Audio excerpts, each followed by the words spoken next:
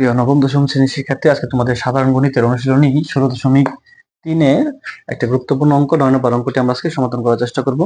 দেখো, প্রথমে আমরা ডাক লিখে রাখছি যে একটি বৃত্তের পরিধি একটি সমবাহু ত্রিভুজের পরিসীমার সমান, এদের ক্ষেত্রফল অনুপাত নির্ণয় করো। এখানে বলতেছে যে বৃত্তের পরিধি, একটা বৃত্তের পরিধি কোনটা হয়? বৃত্তের চারপাশে যেটুকু মাপ আছে সেটাও কি বৃত্তের পরিধি। আর সমবাহু ত্রিভুজ মানে হচ্ছে সবগুলা বাহু সমান, অর্থাৎ এটা চারপাশে যে মান আছে এটার মান আর এটার মান কি, তিনটার মান এক সমান হবে, যে সমান সমান, এবং এদের ক্ষেত্রফল অনুপাত, তারপর এটার ক্ষেত্রফল বের করতে বলতেছে। ক্ষেত্রফল বের করবো, আমরা অনুপাত বের করব। প্রথমে লিখবো আমরা মনে করি বৃত্তের ব্যাসার্ধ, বৃত্তের ব্যাসার্ধ আমরা আর ধরলাম। হ্যাঁ, সাধারণত বৃত্তের ব্যাসার্ধকে আর দ্বারা প্রকাশ করা হয়। তারপর লিখবো অতএব বৃত্তের ক্ষেত্রফল, আমাদের ক্ষেত্রফল বের করতে বলছে। বৃত্তের ক্ষেত্রফল সমান হচ্ছে পাই আর স্কয়ার। মস্ত একটা সূত্র আমাদের জন্য, বৃত্তের ক্ষেত্রফল কি? পাই আর স্কয়ার। আবার বৃত্তের পরিধি কি হয়? আমাদের এখানে বলতেছে যে বৃত্তের পরিধি এবং সমবাহু ত্রিভুজের পরিসীমা সমান। তাহলে বৃত্তের পরিধি কি আমরা জানি,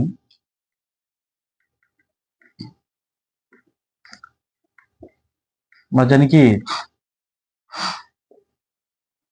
বৃত্তের পরিধি একটা সূত্র আছে। বৃত্তের পরিধি সূত্র কি বলতো? বৃত্তের পরিধি সূত্র হচ্ছে 2 পাই আর। কি বৃত্তের পরিধি? আমাদের বলতেছে যে বৃত্তের পরিধি একটি সমবাহু ত্রিভুজের পরিসীমার সমান। তাহলে এই যে বৃত্তের পরিধিটা পাইলাম, এটা কিসের পরিধি সমান হবে? আমাদের সমবাহু ত্রিভুজের সমান হবে। অর্থাৎ এটা বৃত্তের পরিধিও, এটা কি হবে? সমবাহু ত্রিভুজের পরিসীমা। তাহলে আমরা লিখতে পারি অতএব সমবাহু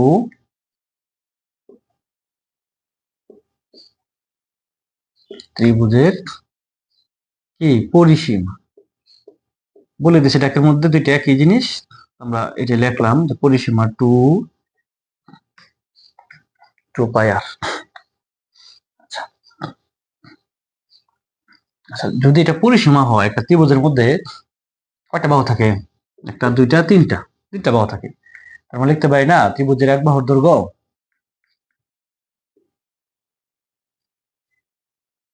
ত্রিভুজের এক বাহুর দৈর্ঘ্য। ত্রিভুজের এক বাহুর দৈর্ঘ্যকে আমরা এ ধরে নিই, এ সমান, এটা যে তিনটা বাহু হয়, পরিসীমা মানে তিনটা বাহুর যোগফল। এই যে তিনটা বাহু হয়, এটাকে আমরা কি করি, 3 দিয়ে ভাগ দিয়ে দেই। তাহলে কি দাঁড়াইতেছে আমাদের? এখানে স্কয়ার হবে না। 3 দিয়ে যে ভাগ করে দেই, তাহলে আমাদের ত্রিভুজের এক বাহুর দৈর্ঘ্য পাইতেছি আমরা। তাহলে ত্রিভুজের এক বাহুর দৈর্ঘ্য এর মান পাই ফেললাম। আমাদের কিন্তু বলছে দুইটা ক্ষেত্রফল অনুপাত বের করতে। এখন বৃত্তের ক্ষেত্রফল পাইছি, আমাদের ত্রিভুজের ক্ষেত্রফল বের করতে হবে। এখন ত্রিভুজের সমবাহু ত্রিভুজের ক্ষেত্রফল একটা সূত্র আছে, দেখবো আমরা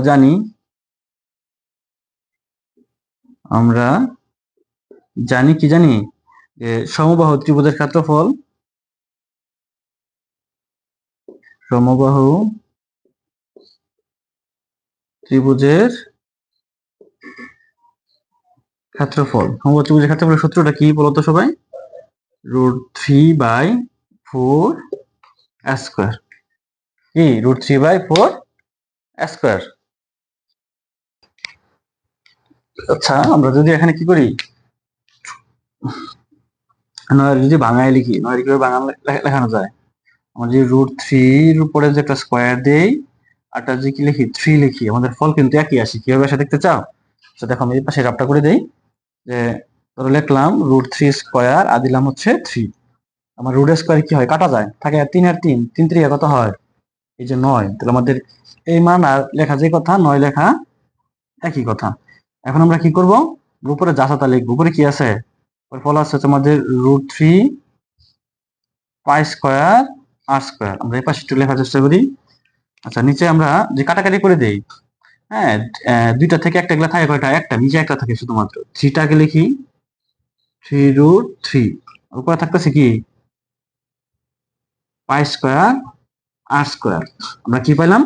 আমাদের সমবাহু ত্রিভুজের ক্ষেত্রফল হচ্ছে এটা। এখানে কাজটা হচ্ছে যে দুইটা উপরে ছিল, একটা নিচে ছিল, দুইটা কাটাকাটি করে দিলে উপরে তো থাকে না, নিচে থাকে কয়টা? একটা। এই যে একটা, এই যে 3, এই যে 3। ঠিক আছে, পরবর্তীতে আমরা এখন আমাদের এগুলা অনুপাত বের করব। আমাদের বৃত্তের ক্ষেত্রফল আছে, আমাদের ত্রিভুজের ক্ষেত্রফল আছে, আমরা এদের অনুপাত বের করব। দেখব বৃত্ত ও ত্রিভুজের ক্ষেত্রফল অনুপাত। বৃত্ত ও ত্রিভুজের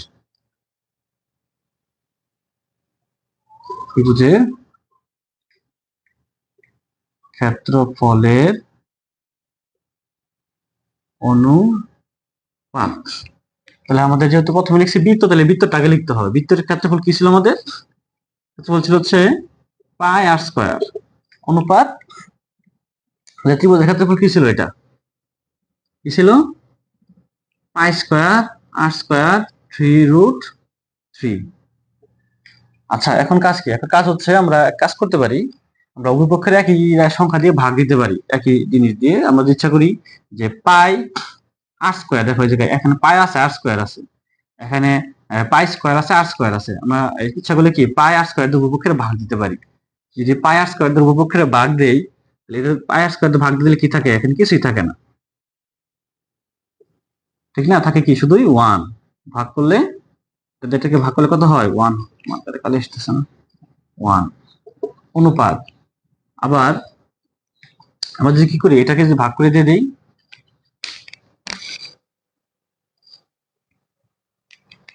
যেটা বলতেছিলাম, আমরা যদি আবার ভাগ করে দিয়ে দেই, তাহলে ভাগ করলে কত হইতেছে?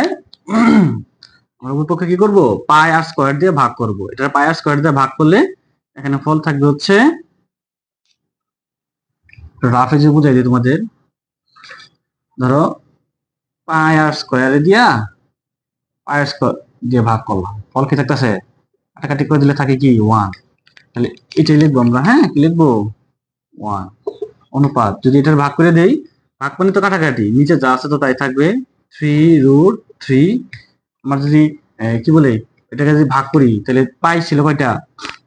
ছিল আমাদের দুইটা, দুইটা থেকে একটা গেলে থাকে কয়টা? একটা।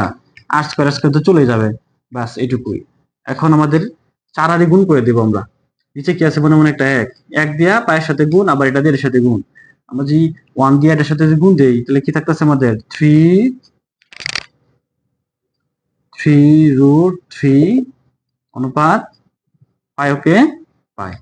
এ হচ্ছে আমাদের কি, এদের ক্ষেত্রফলের অনুপাত। আশা করি সকলে বুঝতে পারছেন কথা। ধন্যবাদ সকলকে।